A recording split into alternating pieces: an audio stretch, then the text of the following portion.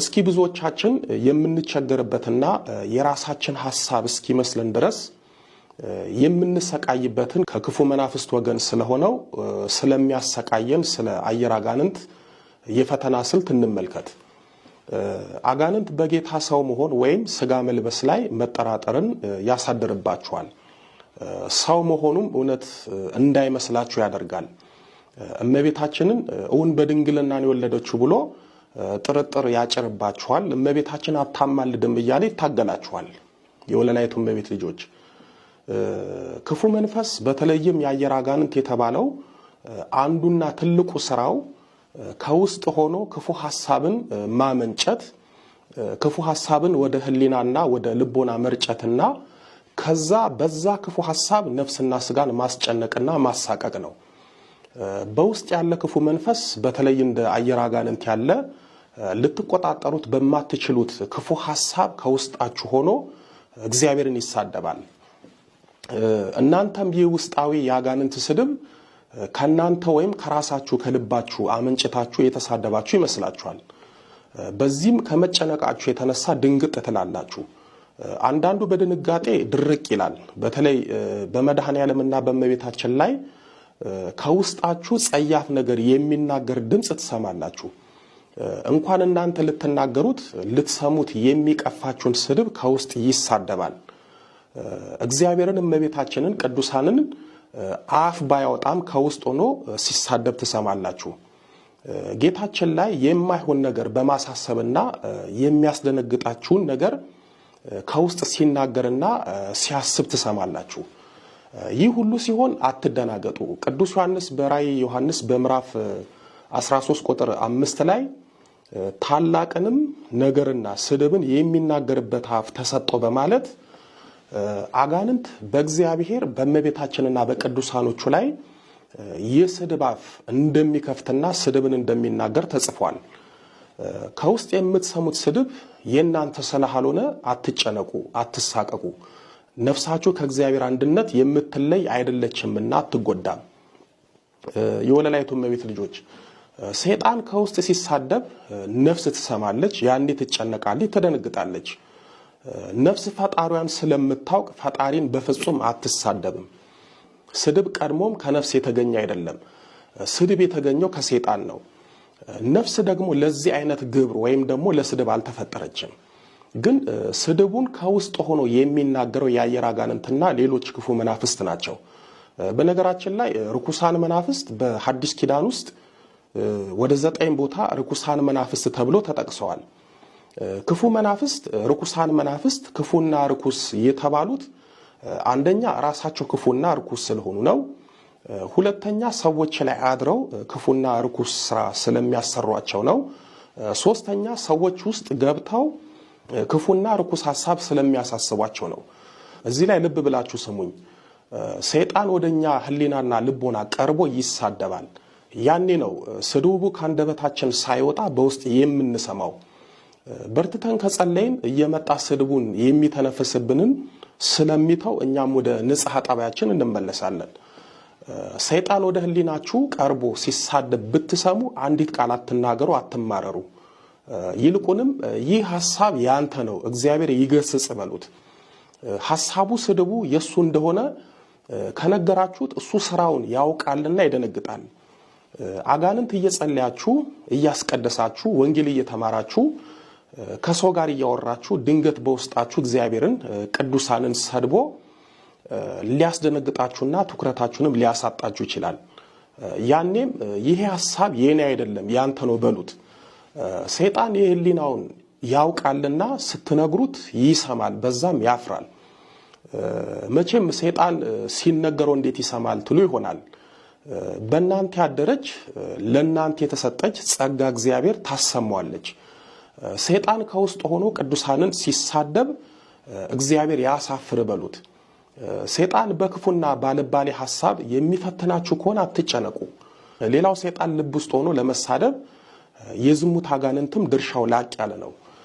ፍትወትን በአይነ ስጋ እያሳየ የሚያሰቃያችሁ አጋንንት ለስድብ ሰይጣናዊ ምላሱን መዘርጋት አይከብደውም። በጸሎት ሰዓት የስድብ ናዳ ከልቡ ጓዳ ያመጣ ሲጭንባችሁ ራሳችሁ እንዳይመስላችሁ ሰይጣን ነው። ነፍስ ግን የሷ መስሏት ትጨነቃለች። የወለላይቱ እመቤት ልጆች እንደዚህ ያለን ከውስጥ የሚሰማን ጽኑ ስድብ እንኳን እናንተ የፈጠራችሁን እግዚአብሔርን ቀርቶ የምታውቁትን ሰው እንኳን አትሰድቡም። ማረኝ ይቅር በለኝ በመንግስት አትርሳኝ ያለች የምትጸልይ ነፍስ እንዴት እግዚአብሔርን እመቤታችንና ቅዱሳንን ትሳደባለች? በፍጹም አትሳደብም። ነገር ግን ነፍሳችን የዛ የርጉም ሰይጣን ስድብ ሰምታ ጭንቅ ይሆንባታል። ሰይጣን በህሊናችን በጸሎት ሰዓት ሲሳደብ እኛ የተሳደብን የሚመስለን ለምንድን ነው ካል ከውስጥ ከሚወጣ ምስጋና ጋር ስድብ ስለሚወጣ ነው ከራሳችን የሚመስለን። ነገር ግን ምስጋናችን ጸሎታችን ከሰይጣን ስድብ ጋር አይቆጠርም። ምክንያቱም እኛ እግዚአብሔር ፊት የምንቆመው ለስድብ ሳይሆን ለምስጋናና ለጸሎት እንደሆነ እግዚአብሔር ስለሚያውቅ እግዚአብሔርን የምትወድ ነፍስ ስለያዛችሁ የሰይጣን ስድብ እየናቃችሁ እግዚአብሔርን አመስግኑ፣ ጸሎታችሁንም ቀጥሉ። ያማረ የተወደደ ምስጋናችሁን ጸሎታችሁን ከከዳተኛውና ከተሳዳቢ ከሰይጣን ለይቶ የሚያውቅ አምላክ ነው ያላችሁ። ምንም የሰይጣን ስድቡ ከናንተ ምስጋናና ጸሎት ጋር አንድ የሆነ ቢመስላችሁም ምስጋናችሁ ጸሎታችሁ በእግዚአብሔር ዘንድ ከስድቡ ጋር አንድነት ስለሌላቸው ንጹሃን ናቸው። አንዳንዶቹ ስላድኖ ፊት ሆነው ስላድኖን እያዩ መጸለይ አይችሉም። በህሊናቸው ክፉ ሐሳብ እያሳሰባቸው ስጋዊ ነገር እያሳያቸው ወይም ከውስጥ ሆኖ የስድብ ድምጽ ስለሚያሰማቸው በስላድኖ ፊት ሆነው መጸለይ አይችሉም። ሰይጣን እናንተ የምታውቁትን የምታዩትን በጸሎት የምትማጸኑትን ስላድኖ ስለሚያውቅ ስላድኖ ስለሚያቃጥለው ከውስጥ ሆኖ በእናንተ ህሊናና ልቦና ሲሳደብ ትሰሙታላችሁ። ሰይጣን ያየር አጋንንት በጸሎት ሰዓት በቅዳሴ ጊዜ ከውስጥ ሆኖ በእናንተ ህሊናና ልቦና ቅዱሳንን ሲሳደብ የሚያገኘው ሰይጣናዊ ጥቅም አለ። አንደኛ ጸሎት እንዳትጸልዩ ቅዳሴ እንዳትካፈሉ ያደርጋችኋል። ቅዱስ ቁርባን የምትቀበሉ ከሆነ ደግሞ ከቅዱስ ቁርባን ያርቃችኋል። ሁለተኛ ራሱ ሰይጣን በውስጣችሁ እየተሳደበ እኔ ነኝ የተሳደብኩት እያስባላችሁ በእናንተ ውስጥ ይደበቃል። በዚህም እሱ እየተሳደበ እናንተ የተሳደባችሁ ይመስላችኋል። ሶስተኛ ሰይጣን ከውስጥ ሆኖ እየተሳደበ እናንተን እያስጨነቀና እያሳቀቀ እሱ ግን በእናንተ ስቃይና ፈተና እየቦረቀ ይኖራል። አራተኛ እሱ ከውስጥ እየተሳደበ እኔ ነኝ የተሳደብኩት ብላችሁ በእግዚአብሔርና በመንፈሳዊ ሕይወታችሁ ተስፋ እንድትቆርጡ ያደርጋችኋል። አምስተኛ ሰይጣን በሚሳደበው እናንተ እግዚአብሔርን እመቤታችንን ቅዱሳንን እንዲህ እየተሳደብኩ እግዚአብሔር አይምረኝም ብላችሁ በነፍሳችሁ ተስፋ ያስቆርጣችኋል፣ እንደሚፈረድባችሁም ያሳምናችኋል። ስድስተኛ እሱ በሚሳደበው እናንተ ተሳዳቢው እሱ መሆኑን ባለማወቃችሁ ምክንያት ለከፍተኛ ጭንቀትና ሕመም ይዳርጋችኋል። ሰባተኛ ሰይጣን በውስጥ ሆኖ እግዚአብሔርን እመቤታችንን ቅዱሳንን እየተሳደበ እናንተ ደግሞ የምሳደበው እኔ ነኝ ብላችሁ ጭንቅ ውስጥ ከቷችሁ እንዲህ እየተሳደብኩ እግዚአብሔር አይምረኝም አስብሏችሁ ራሳችሁን እንድታጠፉ ያደርጋችኋል። ስምንተኛ በጸሎት ጎበዝ ከሆናችሁ እሱ ከውስጥ እየተሳደበ ጸሎታችሁ የማይሰማው እግዚአብሔርን ቅዱሳንን ስለምትሳደቡ ነው እያለ በጸሎት ያዳክማችኋል። ጸሎታችሁ እንደማይሰማ ያሳምናችኋል። በዚህ አጋጣሚ የአንድ ወጣት ታሪክ ልንገራችሁ። ይህ ወጣት ከውስጡ እረፍት የሌለው መቆጣጠርና ማቆም የማይችለው ስድብ ከውስጡ ይሰማል። ከውስጡ የሚሰማው ጸያፍ ስድብ ያነጣጠረው መድኃኔዓለም ላይ እመቤታችን ላይና ቅዱሳኑ ላይ ነው።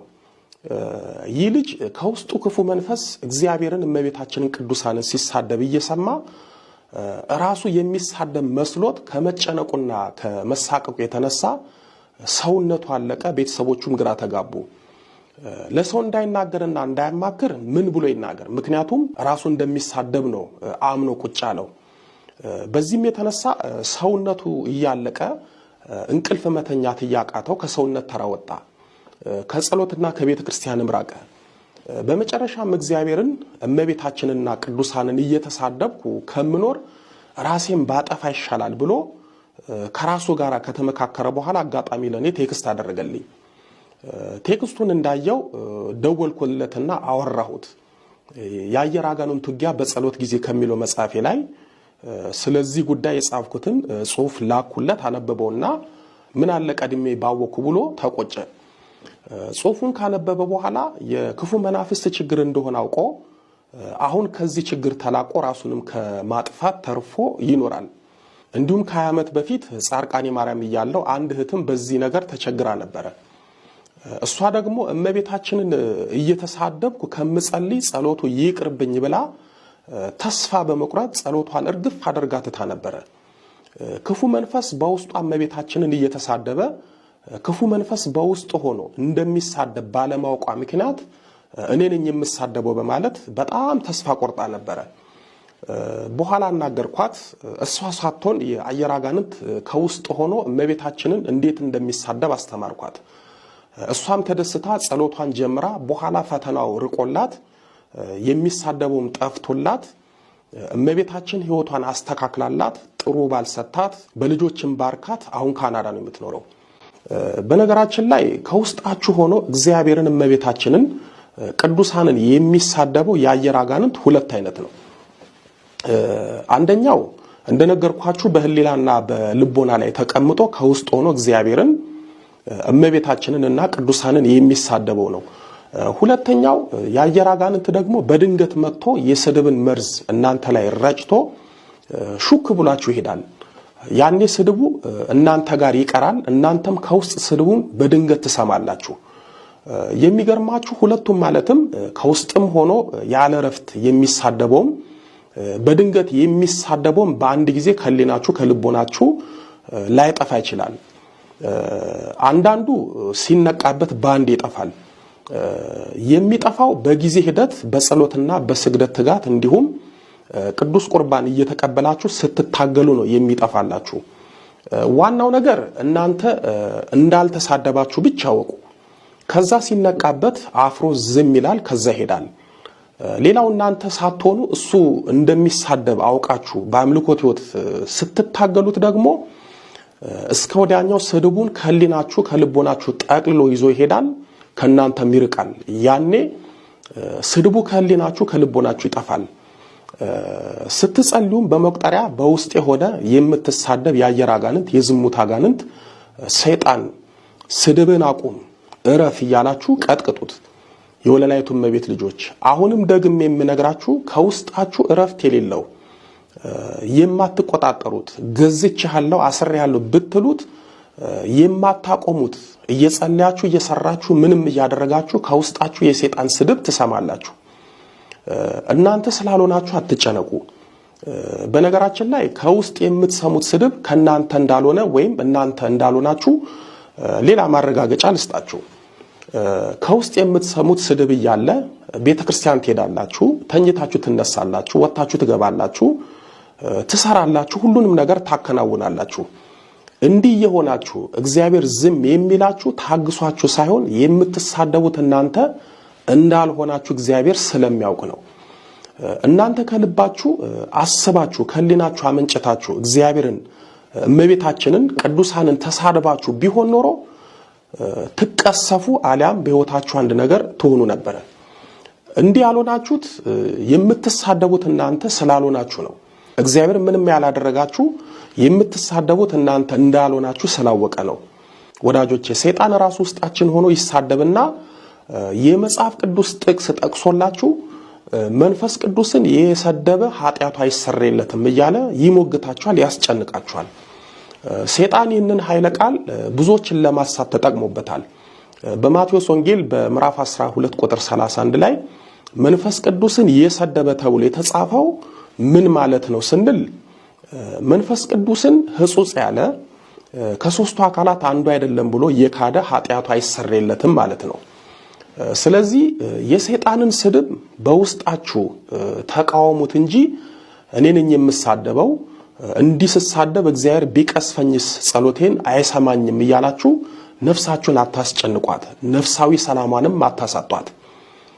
በነገራችን ላይ ሰይጣን በእናንተ ተስፋ ሲቆርጥ ወይም በመታደርጉት መንፈሳዊ ተግባራት ሲበጠበጥ አንዱ የሚያደርገው ከውስጥ ሆኖ በእናንተ ህሊናና ልቦና እግዚአብሔርንና ቅዱሳንን መሳደብ ነው።